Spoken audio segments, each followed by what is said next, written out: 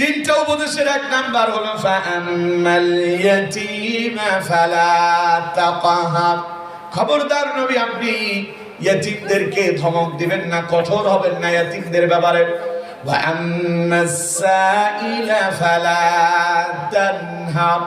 খবরদার, যদি কোন সাইল, কোন ভিক্ষুক যদি আপনার কাছে চায়, তারে ধমক দিয়ে তাড়ায় দিবেন না।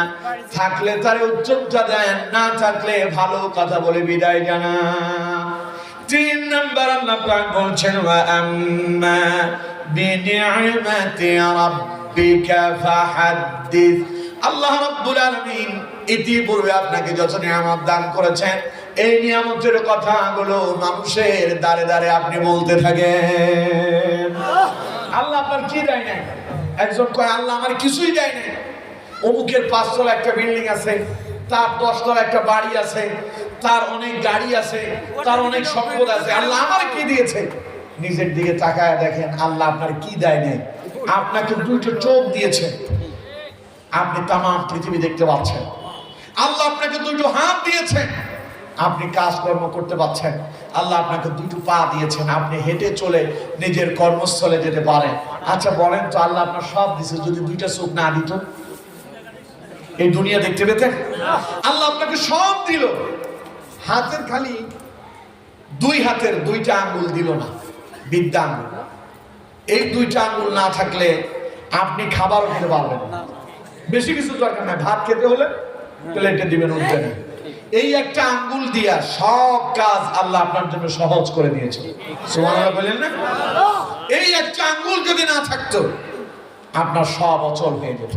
আল্লাহ আপনাকে সব দিলেন। ব্রেনের একটা নার্ভ, একটা তার একটু লুজ করে দিয়েছে। কয়েকটা হাতে ঢিলে হয়ে গেছে, তারিখে ঢিলে হয়ে গেছে। ফেনীর ভাষায় বলে আপনি, তার কি হয়েছে? ঢিলা, মানে লুজ কানেকশন। চেহারা, শুরু, চোখ, নাক সব সুন্দর, খালি ব্রেনের তারটা একটু লুজ কানেকশনের কারণে সে পাগল হয়েছে। তাইলে আল্লাহ আপনার কি দেয় না? আল্লাহ যদি আপনার ওইখানে একটা নার্ভ, একটা তার যদি তিনি লুজ করে দিতেন, আপনি পাগল। আল্লাহ বলছেন কি দেয় না? ওয়া আম্মা বিনি'মাতি রাব্বিকা ফাহাদ্দিস। যা দিয়েছি তার প্রশংসা করো, কৃতজ্ঞতা প্রকাশ করো, আর এগুলোকে মানুষের কাছে বলে বেড়াও। সুবহানাল্লাহ।